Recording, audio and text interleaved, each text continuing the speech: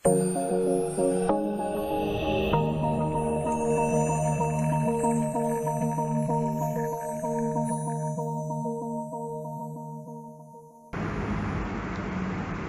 assalamualaikum warahmatullahi wabarakatuh. Selamat pagi semuanya. Salam budi luhur. Bertemu lagi dengan saya, Eda Bulu Perkasa, di video perkuliahan kecerdasan tiruan pertemuan ke-12 yang akan membahas tentang teori Dempsey-Shaffer. Jadi ini adalah kelanjutan dari sistem pakar.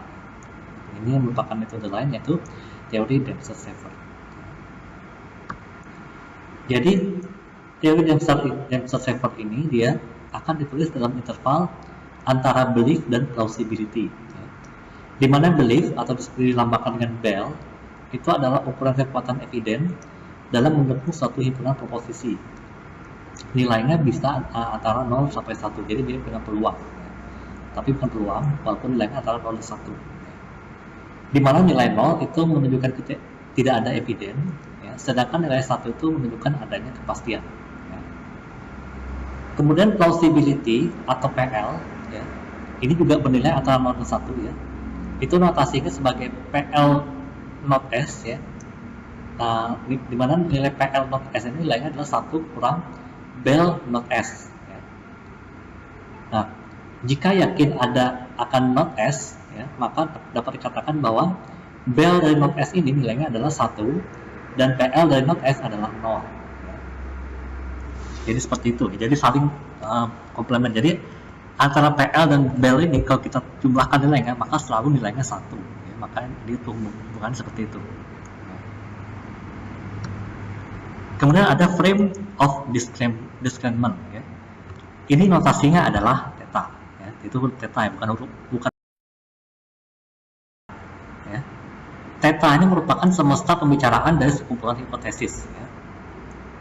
Itu maksud theta. Kemudian dalam teori Dempsey-Shaffer itu kita akan mengaitkan kepercayaan elemen-elemen dari theta itu. Nah, yang perlu diperhatikan bahwa tidak semua eviden itu akan mendukung langsung setiap elemen theta. Jadi tidak semua eviden akan mendukung. Bisa jadi ada elemen yang menolak. Kemudian ada yang namanya probabilitas fungsi identitas. Ini notasinya adalah M. Kemudian nilai M ini tidak hanya mendefinisikan elemen-elemen theta saja, namun juga semua himpunan bagiannya. Nah, yang harus ditunjukkan bahwa jumlah semua M itu dalam himpunan bagian theta itu harus sama dengan 1, tidak boleh kurang dari 1. Ingat tadi theta itu nilainya bisa jadi 0 sampai 1. Tidak boleh lebih dari 1 atau kurang dari 1. Kalau theta itu harus pas dengan sama dengan 1. Nah, jika diketahui bahwa nilai M dari suatu hipotesis H itu adalah MH, maka nilai M theta-nya adalah 1 kurang MH.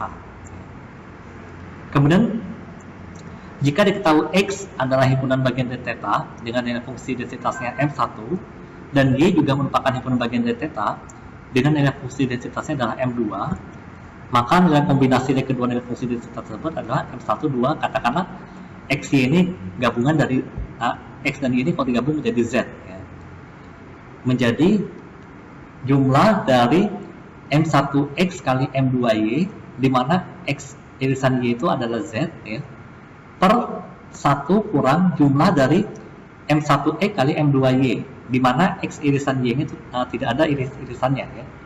Jadi hal sama dengan Z dan juga yang tidak ada, yang bukan himpunan kosong. Seperti itu caranya. Nah, biar lebih paham, maka saya akan langsung tunjukkan contohnya seperti apa.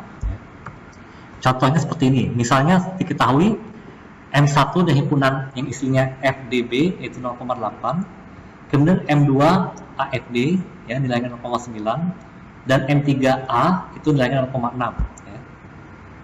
Misalnya jika diberikan hipotesis F, D, dan B, hipotesis mana yang akan diterima?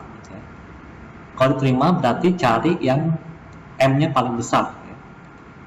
Seperti itu. Tapi kalau yang ditolak berarti cari yang M-nya paling kecil. Seperti itu aja prinsipnya. Sama kayak certainty factor kemarin. Ini juga bisa jawabannya bisa lebih, atau bahkan tidak ada jawaban. Bisa jadi seperti itu. Ada beberapa kemungkinan. Cara menghitungnya bagaimana?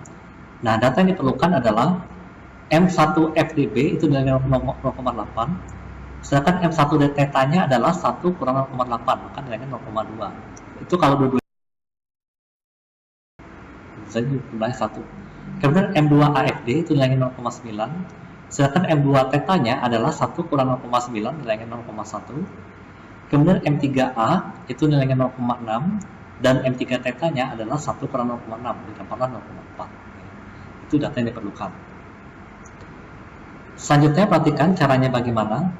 Nah, perhatikan ya, kalau M-nya itu ada 3, maka akan membutuhkan 2 tahap, dua kali iterasi perhitungan. Gitu. Tapi kalau M-nya 4, maka dia butuh 3 kali, dan seterusnya. Jadi, intinya kalau ada sejumlah, misalnya katakanlah N, jumlah M-nya adalah N, maka jumlah iterasi yang dibutuhkan adalah N-1. Ya, seperti itu saja prinsipnya. Ya. Tahap pertama atau iterasi pertama, kita akan menghitung dulu, tentukan dulu irisan dari FDB dan AFD, yaitu FD. Nilai M-nya adalah 0,8 kali 0,9, karena kalau irisan itu selalu dikali ya. 0,8 kali 0,9 didapat 0,72 ya. Kemudian FDB dengan theta, irisannya adalah FDB itu sendiri, tapi nilainya menjadi 0,08. Kemudian theta dengan AFD, maka akan menjadi AFD, tapi nilai M-nya berubah menjadi 0,2 kali 0,9 dapat 0,18, dan theta digabungkan dengan theta, maka hasilnya adalah theta itu sendiri. Dengan nilainya adalah 0,02, didapat dari 0,2 kali 0,1. Nah, nilai kombinasi densitasnya adalah M12 FD-nya adalah 0,72 dari tabelnya itu per 1 kurang 0, karena tidak ada yang nilainya apa, tidak ada himpunan kosongnya, jadi dianggap nilainya 0, menjadi 0,72 M12 FD-nya. Sedangkan M12 AFD-nya itu nilainya tetap 0,18 karena tidak ada himpunan kosong. Kemudian M12 FDB-nya menjadi 0,08, ya, tidak ada himpunan kosong lagi, dan M12 tetanya menjadi 0,02, tidak berubah. Ya. Tahap 1 masih gampang karena tidak ada himpunan kosong, tapi perhatikan tahap kedua dan selanjutnya. Tahap kedua dan selanjutnya bisa jadi ada himpunan kosongnya. Ya. Nah, ini antara FD dan A itu irisannya tidak ada, maka tetap ya, walaupun itu himpunan kosong tetap dihitung ya. Tetap dihitung hasil perkaliannya itu 0,432. Kemudian FD dengan theta menjadi 0,288 ya. Selanjutnya AFD dengan A itu menjadi 0,108, itu dikali ya, 0,18 kali 0,6. Kemudian AFD dengan theta menjadi 0,072. Lalu FDB dengan A itu tidak ada, tapi tetap hitungnya dikali ya, nilainya menjadi 0,048. Kemudian FDB dengan theta menjadi FDB lagi ya, nilainya 0,032 ya. Kemudian theta dengan A menjadi 0,012 ya, sedangkan theta dengan theta menjadi 0,008 ya. Nah, sekarang kita akan menghitung yang ada di perbaris ya, bukan enggak perbaris sih, semuanya ya, yang saya warnai di warna oranye itu. Untuk M123A, ya, karena ini ingat ya, untuk iterasi pertama kita akan menghitung M12-nya dulu. Begitu mulai masuk ke tahap kedua, maka kita akan menghitung 1, 2, 3. Nanti kalau lebih dari 2, lebih dari 3, maka tahap ketiganya adalah M1, 2, 3, 4. Seperti itu caranya. M123A-nya adalah yang lihat nilai A-nya yang di irisan dari tabel ini ya, maaf, yang di sel ini ya. A-nya ada 2, yaitu 0,108 dan 0,012 di tabelnya ini ya. Jangan lihat yang atas sama kirinya ya, tapi lihat yang ininya, perpotongannya ya, yaitu 0,108 ditambah 0,012 per 1 kurang yang kosongnya ya. Nah, cari yang kosongnya ya. Yang kosongnya itu 0,432 dan 0,048 ya. Maka didapatlah 0,12 per 0,52, itu didapat di 1 kurang 0,48, dan 0,48 itu adalah hasil penjumlahan dari 0,432 dan 0,048, didapatlah M123A-nya adalah 0,231 ya. Jadi yang kosongnya diabaikan tapi masuk ke dalam penyebut ya, seperti itu. Kemudian lagi di tabelnya ada FD.